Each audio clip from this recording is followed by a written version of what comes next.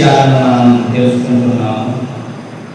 అనేక విధాలుగా ప్రతి విషయాన్ని కూడా పరిశోధించి కూడా తెలుసుకుంటున్నట్టుగా మనం చూడగలుగుతాం.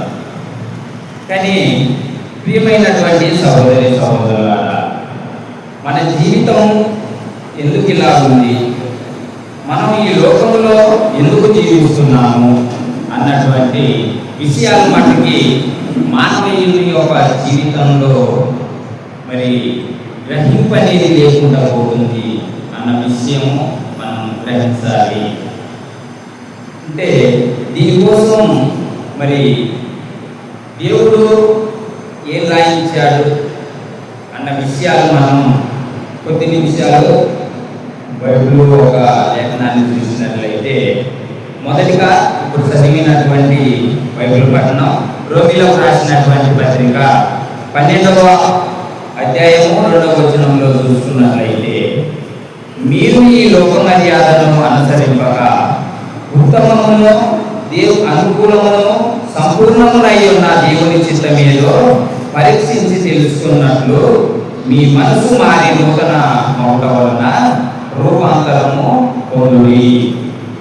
అంటే ఈ లోకాన్ని మనం అనుసరింపకూడదు అన్నటువంటి విషయాలు ఇక్కడ తెలుసుకోవాలి. మీ మనసు మారి నూతన పరచబడడం వలన మార్పు పొందుడి. అప్పుడు దేవుని చిత్తం ఏదో మనం తెలుసుకుంటామని దేవుని యొక్క లేఖనాలు సెలవిస్తున్నాయి. కాబట్టి మరి దేవుని యొక్క చిత్తము ఏదో అన్నటువంటి విషయాన్ని మనం తెలుసుకోవాల్సినటువంటి అవసరం ఉంది. కానీ ఈ లోకంలో మన చిత్తం ఏంటి, మన కోరికలు ఏంటి, మన విధానం ఏంటి, మన జీవితం ఏంటి, మన ఉద్యోగం ఏంటి అనే విధంగా మనిషి ప్రయాణిస్తున్నాడు. కానీ మరి నన్ను సృజించినటువంటి దేవుని చిత్తం ఏంటి అన్న విషయాన్ని మటుకు గ్రహించలేకపోతున్నాడు అన్న విషయము తెలుసుకోవాలి. అంటే ఈరోజు మనము దేవుని చిత్తము ఏంటి అని అంటే మనం దాన్ని దేని వల్ల తెలుసుకోవచ్చు, మరి దానిలో ఎలా జీవించాలి అనే విషయాలు ఈరోజు మనం తెలుసుకుందాం. దేవుని చిత్తంలో మనం ఎలా జీవించాలి అన్న విషయాలు తెలుసుకున్నట్లయితే, మొట్టమొదటిగా ఎఫెసీయులకు రాసినటువంటి పత్రిక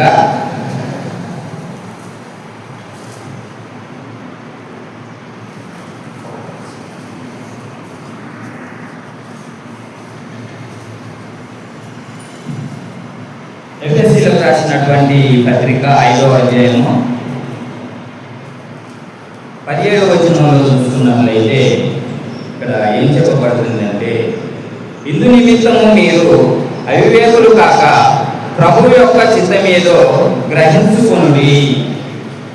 అంటే ఇక్కడ ఏం చెప్పబడుతుందంటే, అజ్ఞానులు కాక ప్రభువునకు ఇష్టమైనది ఏదో గ్రహించాలనేది దేవుని యొక్క చిత్తము. దేవుడు ఆయన చిత్తం ఏంటి, ఆయన చిత్తానికి మన జీవితం ఎలా జీవించాలి అన్నటువంటి విషయాలు మనం తెలుసుకోవాలి. కాబట్టి మరి ఇక్కడ ఈ యొక్క 17వ వచనంలో అజ్ఞానులు కాక ప్రభువునకు ఇష్టమైనది ఏదో గ్రహించి తెలుసుకోవాల్సినటువంటి అవసరం ఉంది. దేవుని చిత్తం ఏదో తెలుసుకోవడానికి ప్రయత్నం చేయాలి. అంటే ఏం చేయాలి, మనం దేవుని చిత్తాన్ని తెలుసుకోవాలంటే మనం ఏం చేయాలి, ఏం చేయాల్సినటువంటి వారంగా ఉన్నాము అంటే, ఫస్ట్ ఆఫ్ ఆల్ దేవుని యొక్క పరిశుద్ధ గ్రంథాన్ని మనం చదవాల్సినటువంటి అవసరం ఉంది. దేవుని యొక్క చిత్తాన్ని తెలుసుకోవాలంటే మనం బైబిల్ చదవాల్సినటువంటి అవసరం ఉందా లేదా? ఉంది, ప్రతి ఒక్కరికి ఉంది. దేవుని యొక్క పరిశుద్ధ గ్రంథము చదివినప్పుడే మనం దేవుని చిత్తం ఏంటో, మన జీవితం ఏంటో మనం తెలుసుకోగలుగుతాం. దేవుని చిత్తం ఏదో తెలుసుకున్నప్పుడు మన జీవితం ఏంటో అనే విషయాన్ని కూడా మనం తెలుసుకోగలుగుతాం అన్న విషయాన్ని గ్రహించాలి. మరి దేవుని చిత్తం ఏంటి అంటే ప్రార్థన చేయాల్సినటువంటి అవసరం ఉంది. దేవుని చిత్తము అంటే ప్రార్థన చేయాలి, బైబిల్ చదవాలి, 1, 2 ప్రార్థన చేయాలి. అదేవిధంగా మరి ఆయన యొక్క మాటలు, దేవుడు మనతో ఏం మాట్లాడుతున్నాడు సేవకుల ద్వారాగా, అనే విషయాన్ని కూడా మనం ఎప్పటికీ కూడా వినేటువంటి వారంగా ఉండాల్సినటువంటి అవసరం ఉంది. మరి ఈ యొక్క లేఖనాల ద్వారాగా దేవుడు నాతో ఏం మాట్లాడుతున్నాడు అనే విషయాన్ని మనం తేటగా విన్నట్లయితే మనం దేవుని చిత్తం ఏదో గ్రహించగలుగుతాం. అదేవిధంగా సమూయేలు కూడా చిన్నప్పుడు ఏ విధంగా వింటున్నాడో ఒక విషయాన్ని చూస్తున్నాం. మొదటి సమూయేలుకు రాసినటువంటి పుస్తకము మొదటి సమూయేలు 3వ అధ్యాయము 10వ వచనంలో చూస్తున్నట్లయితే, తరువాత యెహోవా ప్రత్యక్షమై నిలిచి ఆ రీతిగా సమూయేలు సమూయేలు అని పిలువగా, సమూయేలు నీ దాసుడు ఆలకించుతున్నాడు, ఆజ్ఞ ఇమ్ము. అంటే ఈ దినాన దేవుని మందిరానికి వస్తున్నాము, కానీ ఆ దేవుని యొక్క మాటలు ఏం చెప్పబడుతున్నాయి, దేని గురించి చెప్పబడుతున్నాయి, మన జీవితానికి ఎలా అన్వయించుకోవాలి అన్నటువంటి విషయాల్లో మరి ముందడుగు వేయలేకపోతున్నాము. అంటే లోపం ఎక్కడ ఉంది అని మనం చూసుకున్నట్లయితే వినటం ద్వారాగా ఆ లోపం ఉందని మనం తెలుసుకోగలుగుతాం.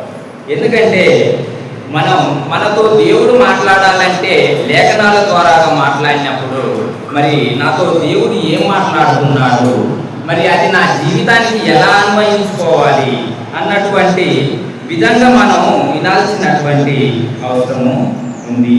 కాబట్టి మనం వినేవారముగా ఉండాల్సినటువంటి అవసరం ఉంది. మరి దేవుని చిత్తములో మనం ఎలా జీవించాలి అన్న విషయాలు తెలుసుకున్నట్లయితే అదే విషయంలో మళ్ళీ 15వ అధ్యాయము మొదటి సమూయేలు 15వ అధ్యాయము 22వ వచనంలో చూసుకున్నట్లయితే, అందుకు సమూయేలు తాను సెలవించిన ఆజ్ఞ ఒకడు గైకొనుట వలన యెహోవా సంతోషించినట్లు ఒకడు దహన బలులను అర్పించుట వలన ఆయన సంతోషించున. ఆలోచించుము, బలులు అర్పించుట కంటే ఆజ్ఞ గైకొనుటయు, పొటేళ్లు ప్రభు అర్పించుట కంటే మాట ఇనుటయు శ్రేష్టము కదా అని ఇక్కడ లేఖనాలు సెలవిస్తున్నటువంటి విషయం.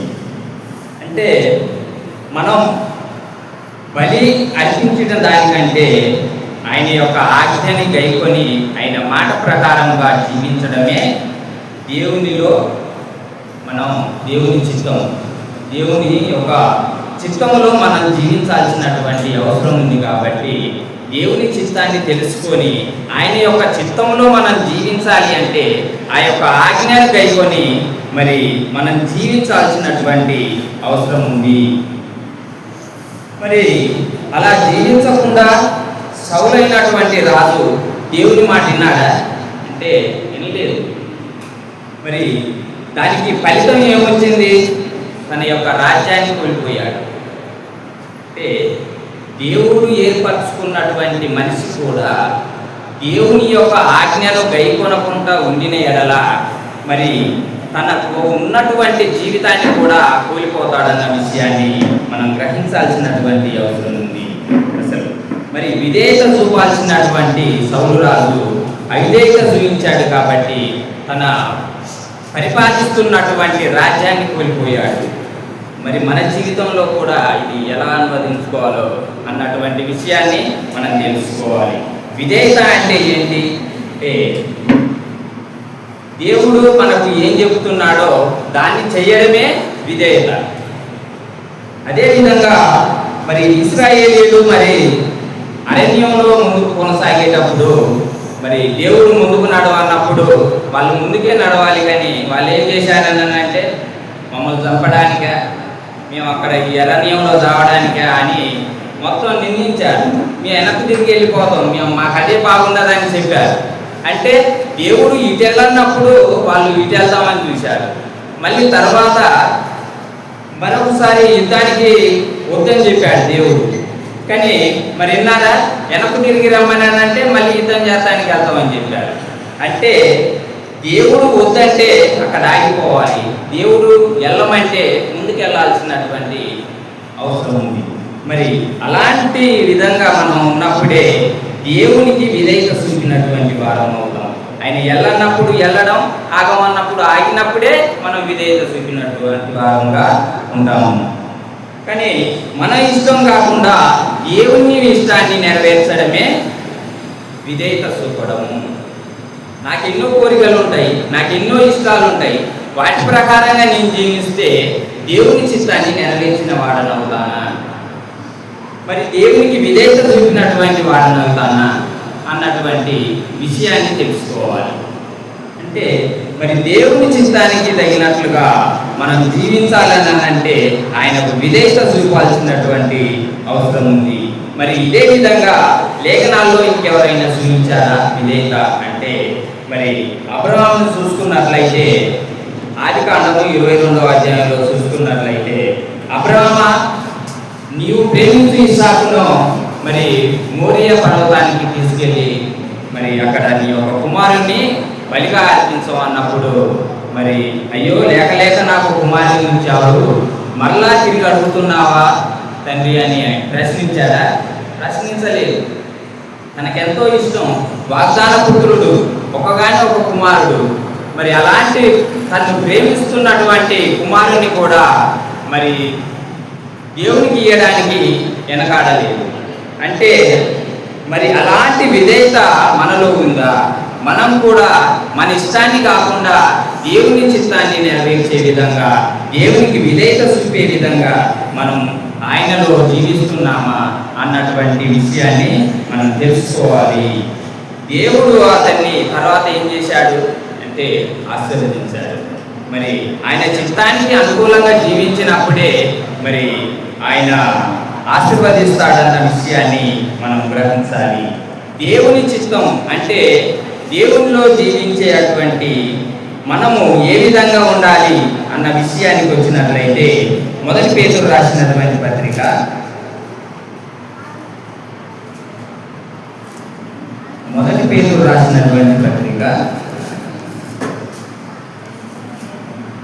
1వ అధ్యాయము,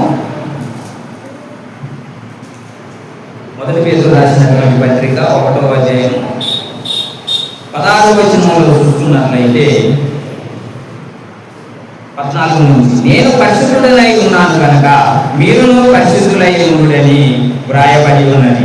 కాగా మీరు విధేయులకు పిల్లలై మీ పూర్వపు అజ్ఞాన దశలో మీకుండిన ఆశలను అనుసరించి ప్రవర్తించగా, మిమ్మల్ని పిలిచిన వాడు పరిశుద్ధుడై ఉన్న ప్రకారము మీరును పరిశుద్ధులై సమస్త ప్రవర్తన యందు పరిశుద్ధులై ఉండుడి. అంటే పూర్వము మనకు ఉండినటువంటి ఆశలు, మనకు ఉన్నటువంటి ఇలాంటి కోరికలను కూడా మనం విడాల్సినటువంటి అవసరం ఉంది. మరి అలా వీడి మనం ఎలా జీవించాలి? మనల్ని పిలిచిన వాడు ఎలాంటి వాడు? పరిశుద్ధుడు. కాబట్టి మనం ఆయన దగ్గరికి రావాలంటే మనం కూడా ఎలా రావాలి అంటే, మనం కూడా పరిశుద్ధంగా రావాల్సినటువంటి అవసరం ఉంది. అలా పరిశుద్ధంగా రావాల్సిన దేవుని యొక్క చిత్తము. మరి దేవుని యొక్క చిత్తంలో నేను ఎదగాలంటే దేవుని చిత్తానికి తగిన విధంగా నేను ఉండాల్సినటువంటి అవసరం ఉంది. కాబట్టి దేవుడు పరిశుద్ధుడై ఉన్నాడు కాబట్టి మనం కూడా పరిశుద్ధంగా దేవుని దగ్గరికి రావాల్సినటువంటి అవసరం ఉంది. మరి మీరు సమస్త ప్రవర్తన యందు పరిశుద్ధులై ఉండుడి. సమస్త ప్రవర్తన అంటే మన ప్రతి విషయంలో, మన ఆలోచనలు, మన జీవితం, మనం నడిచే నడవడిక, ప్రతి విషయంలో కూడా మనం పరిశుద్ధత కలిగి ఉండాల్సినటువంటి అవసరం ఉంది. దేవుని చిత్తం ఏంటంటే మనం పరిశుద్ధంగా జీవించాలనేది దేవుని యొక్క చిత్తము. మరి పరిశుద్ధత అంటే ఏంటంటే పాపానికి దూరంగా మనం ఉండి జీవించాల్సినటువంటి అవసరం ఉంది. మరి పరిశుద్ధత లేకుండా దేవుని దగ్గరికి వెళ్ళగలుగుతామా అంటే వెళ్ళలేము. కాబట్టి మన దేవుడు పరిశుద్ధుడు కనుక మనం కూడా పాపాన్ని వదిలిపెట్టి మనం కూడా పరిశుద్ధంగా ఉన్నప్పుడే ఆ దేవుణ్ణి చేరుకోగలుగుతామన్న విషయాన్ని మనం తెలుసుకోవాలి. అలా జీవించడము దేవునికి ఇష్టమైనటువంటి జీవితము మనం జీవించాలి. అదేవిధంగా మన యొక్క పాపాలను వదిలిపెట్టి ఆ యొక్క పరిశుద్ధమైనటువంటి దేవుని దగ్గరికి రావాల్సినటువంటి అవసరం ఉంది. అదేవిధంగా మరి యోసేపుని కూడా ఉదాహరణకు తీసుకుంటే, యోసేపు ఉన్నాడు. యోసేపు మరి ఆ రాజ్యం మీద మరి సర్వాధికారం ఇచ్చి ఉన్నాడు పొతిఫరు. మరి తన యొక్క భార్య మరి యోసేపు మీద మరి ఇదిగా ఉన్నప్పుడు ఆ విషయాన్ని గ్రహించినటువంటి యోసేపు మరి ఆ యొక్క ఏంటంటే పాపానికి ప్రతి ఒక్క మనిషి దాసోహుడు అయిపోతాడు, అంటే లొంగిపోయేటువంటి స్వభావం మనిషిలో ఉంటుంది. కాబట్టి అలాంటి లొంగిపోయేటువంటి స్వభావం, నెక్స్ట్ వచ్చేసి అధికారము, మరి ఆ రాజ్యాన్ని కూడా మొత్తం తన గుప్పెట్లోకి తీసుకునే అటువంటి అవకాశం వచ్చింది. కానీ మరి యోసేపు అంగీకరించాడా అని అంటే అంగీకరించలేదు. ఎందుకనంటే దేవునికి అనుకూలమైనటువంటి విధంగా నేను జీవించాలి, దేవుడు నన్ను చూస్తున్నాడు అన్నటువంటి విధానంలో మరి యోసేపు ఉన్నాడు. మరి ఆమె బట్టలు పట్టుకొని లాగినా కూడా అదంతా కూడా వదిలేసి, ఆ బట్టలు చింపుకొని వదిలేసి కూడా పారిపోవాల్సినటువంటి పరిస్థితి వచ్చింది. మరి మనం కూడా అవకాశం దొరికితే దాన్ని వినియోగించుకోవాలని చూసేవారే లోకంలో ఎక్కువ కనపడుతున్నారు. కానీ దేవునికి ఇష్టమైనది మన ఇష్టాలను చంపుకొని దేవుని చిత్తాన్ని నెరవేర్చే విధంగా జీవిస్తున్నామా అన్నటువంటి విషయాన్ని మనం తెలుసుకోవాలి. అదేవిధంగా అతను చెప్పిన మాట విన్నాడు కాబట్టి దేవునికి విరోధంగా ఈ పాపం నేను ఎలాగ చేయను అని ప్రశ్న చేసుకున్నాడు తనకు తాను. అలా చేసుకున్నప్పుడు దేవునికి విరుద్ధంగా నేను మరి పాపం చేయలేననేసి ఏం చేశాడు అంటే పారిపోయేటువంటి విధంగా మనకు యోసేపు మరి లేఖనాల్లో కనిపిస్తూ ఉంటాడు. కాబట్టి మనం కూడా దేవుని చిత్తానికి మరి లోబడి దేవునికి తగిన విధంగా మనం కూడా జీవించినప్పుడు ఒక ఉన్నతమైనటువంటి స్థానాన్ని దేవుడు మనకు ఇస్తాడనే విషయాన్ని కూడా మనం తెలుసుకోవాల్సినటువంటి అవసరం ఉంది. కాబట్టి మరి అదేవిధంగా దేవుని చిత్తంలో మనం ఎలా జీవించాలి అన్న విషయానికి వచ్చినట్లయితే హెబ్రీయులకు రాసినటువంటి పత్రిక 11వ అధ్యాయము 6వ వచనంలో చూసుకున్నట్లయితే దేవుని చిత్తంలో మనకు కావాల్సింది ఏంటి, మనం ఎలా జీవించాలి అన్న విషయం చూసినట్లయితే 6వ వచనంలో విశ్వాసం లేకుండా దేవునికి ఇష్టుడై ఉండుట అసాధ్యము, దేవుని వద్దకు వచ్చువాడు ఆయన ఉన్నాడనియు తను వెతుకు వారికి ఫలము దయచేవాడనియు నమ్మవలేను కదా అని లేఖనాలు సెలవిస్తున్నాయి. అంటే దేవుని యొక్క చిత్తాన్ని ఏంటి, దేవుని దగ్గరికి మనం ఎలా రావాలి అన్న విషయాన్ని చూసుకున్నట్లయితే మొట్టమొదటిగా విశ్వాసం అనేది మన జీవితంలో ఉండాల్సినటువంటి అవసరం ఉంది. ఎందుకంటే విశ్వాసం లేకుండా దేవునికి ఇష్టుడై ఉండుట అసాధ్యము. కాబట్టి మనం దేవుని చిత్తంలో ఎదగాలంటే మనకు కావాల్సింది ఏంటి, విశ్వాసం కావాలి. మరి ఆ విశ్వాసంతోనే వచ్చినప్పుడే దేవుడు అంగీకరిస్తాడు. మరి దేవుని దగ్గరికి వచ్చువాడు ఆయన ఉన్నాడని తను వెతుకు వారికి ఫలాలు దయచేస్తాడని మనం నమ్మాల్సినటువంటి అవసరము ఎంతైనా ఉంది. విశ్వాసం అంటే ఏంటి, కనిపించని దాన్ని నమ్మడమే విశ్వాసము. మరి అలా నమ్మాడా అని అంటే తను నమ్మాడు. మరి మనము కూడా కనిపించినటువంటి దేవుణ్ణి దగ్గరికి రావాలంటే విశ్వాసం ద్వారాగానే దేవుడి దగ్గరికి మనం రాగలుగుతాం. విశ్వాసంతో జీవించాల్సినటువంటి అవసరం ఉంది. క్రైస్తవ జీవితం అంటే విశ్వాసము మనకి పునాది. కాబట్టి విశ్వాసంతో జీవించాల్సినటువంటి అవసరం ఎంతైనా ఉంది. మరి అదేవిధంగా పరిస్థితులు మనకు ఎలా ఉన్నను, అనుకూలంగా ఉన్నను, పరిస్థితులు మనకు అనుకూలంగా లేకపోయినను కూడా మనం దేవునిపై ఆధారపడవలసినటువంటి అవసరం ఉంది. అలాంటి విశ్వాసంతో జీవించాలని దేవుడు కోరుకున్నాడు. మరి అదేవిధంగా మరి ఆకాండంలో చూసుకున్నట్లయితే మరి గొలియాతు దగ్గరికి దావీదు వచ్చినప్పుడు ఏ విధంగా వచ్చాడు అంటే ఆయనలో విశ్వాసం ఉంది. ఆయనలో విశ్వాసం ఉండి ఆయన అంత హైట్ ఉన్నా కూడా, అంత సూర్యుడైనా కూడా, మరి దావీదు చిన్నపిల్లగాడైనా కూడా ఆయన ముందుకు వచ్చి యుద్ధం చేయడానికి ఇష్టపడ్డాడంటే ఆయనలో ఉన్నటువంటి విశ్వాసం ముందుకు నడిపించింది అన్నటువంటి విషయం మనం జ్ఞాపకం చేసుకోవాలి. ఆయనలో విశ్వాసం ఉంది, దేవునిపై తనకు నమ్మకం ఉంది కాబట్టి మరి దాని యొక్క ఫలితం ఏంటంటే విజయాన్ని సాధించాడు. మరి సౌలుకు తగిన విధంగా మరి తన రాజ్యంలో మరి ఉండటానికి కూడా అవకాశం వచ్చింది. కాబట్టి ఆ యొక్క విశ్వాసం ద్వారాగా, దేవుని మీద నమ్మకం ద్వారాగా మనం విజయాలు సాధిస్తాము అన్న విషయాన్ని మనం జ్ఞాపకం ఉంచుకోవాల్సినటువంటి అవసరం ఉంది. మరి ఇలాంటి విధంగా మనం జీవించాలి. మన యొక్క జీవితానికి ఇలాంటివి ఎలా అన్వయించుకోవాలి, దేవుని చిత్తం ఏంటి, దేవుని చిత్తములో మనం ఎలా ఎదగాలి అన్న విషయాన్ని చూసుకున్నట్లయితే మనం ప్రతిరోజు ప్రార్థిస్తున్నామా అన్నటువంటి ప్రశ్న వేసుకోవాల్సినటువంటి అవసరం ఉంది. దేవుని చిత్తములో జీవించాలి అని అంటే మనం ప్రతిరోజు కూడా ప్రార్థించాల్సినటువంటి అవసరం ఉంది.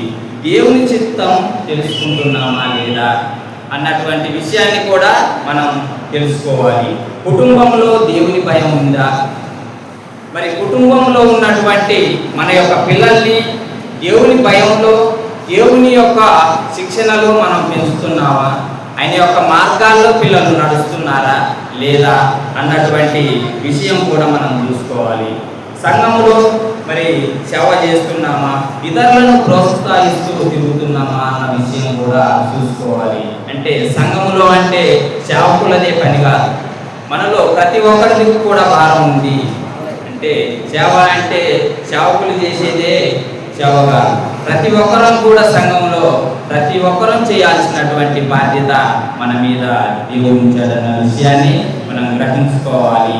ఎందుకనంటే ఇప్పుడు సువార్త ప్రకటించడం అయినా, ఇతరులని పురుకొల్పుకొని సంఘానికి నడిపించే విధంగా మనం పనిచేయాల్సినటువంటి అవసరం ఉంది. అంటే సంఘములో అలా చేసినప్పుడే మరి సంఘము అభివృద్ధి పొందుద్దన్న విషయాన్ని కూడా మనం తెలుసుకోవాలి. మనం కూడా సేవ చేయాల్సినటువంటి అవసరం ఉంది.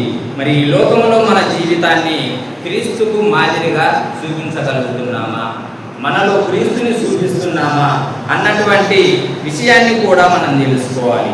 మనం ఈ లోకంలో ఎలా ఉండాలి, మనలో క్రీస్తు కనపడాలి అని అంటే మనం ఈ లోకంలో ఎలా ఉండాలి అన్నటువంటి విషయాలు చూసుకున్నట్లయితే మత్తయి రాసినటువంటి సువార్త,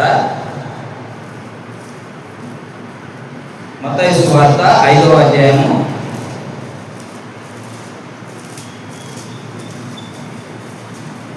16వ వచనంలో చూసుకున్నట్లయితే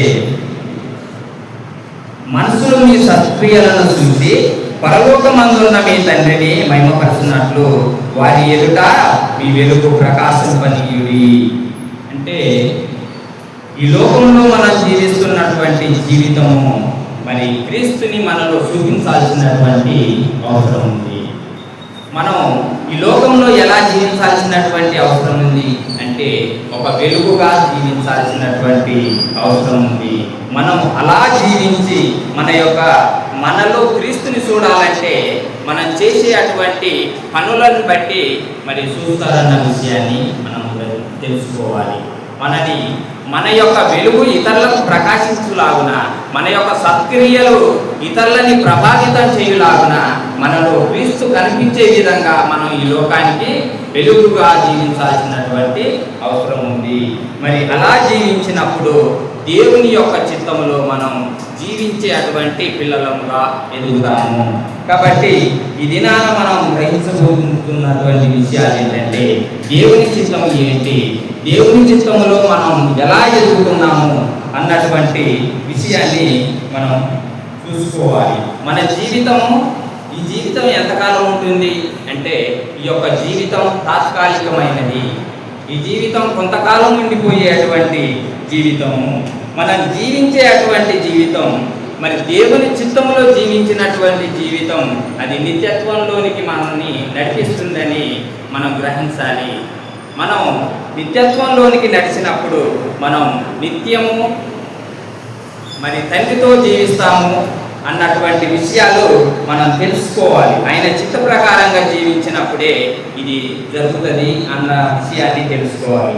అదేవిధంగా మరి ఇంకొక వచనం చూసుకున్నట్లయితే చివరిగా మత్తయి సువార్త 7వ అధ్యాయము 21వ వచనంలో చూసుకున్నట్లయితే, ప్రభువా ప్రభువా అని నన్ను పిలుచు ప్రతివాడును పరలోక రాజ్యంలో ప్రవేశింపడు గాని పరలోకమందున్న నా తండ్రి చిత్త ప్రకారం చేయువాడే ప్రవేశించును. మన యొక్క జీవితము ఈ లోకములో ఎలా జీవిస్తున్నాము, మన యొక్క జీవితాన్ని బట్టి, మన యొక్క నడవడికను బట్టి మనం క్రీస్తులో ఎదుగుతున్నామా లేదా, మరి దేవుని చిత్తానుసారమైనటువంటి జీవితం జీవిస్తున్నామా లేదా అన్నటువంటి విషయాన్ని మనం గ్రహించగలుగుతాం. కాబట్టి మనం తెలుసుకోవాల్సినటువంటి విషయాలు ఏంటంటే, మరి దేవుని చిత్తము తెలుసుకున్నామా లేదా, మరి దేవునికి విధేయత కలిగినటువంటి జీవితాన్ని జీవిస్తున్నామా లేదా, మరి పరిశుద్ధంగా ఉన్నామా లేదా, మరి అదేవిధంగా విశ్వాసంలో మనం ముందుకు కొనసాగేటువంటి వారంగా ఉన్నామా లేదా అన్నటువంటి విషయాలను మనం పరిశీలన చేసుకోవాల్సినటువంటి అవసరం ఉంది.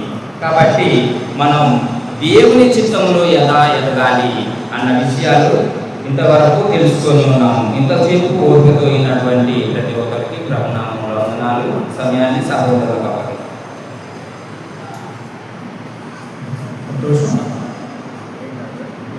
సమయంలో ఈ సాగు వాక్యం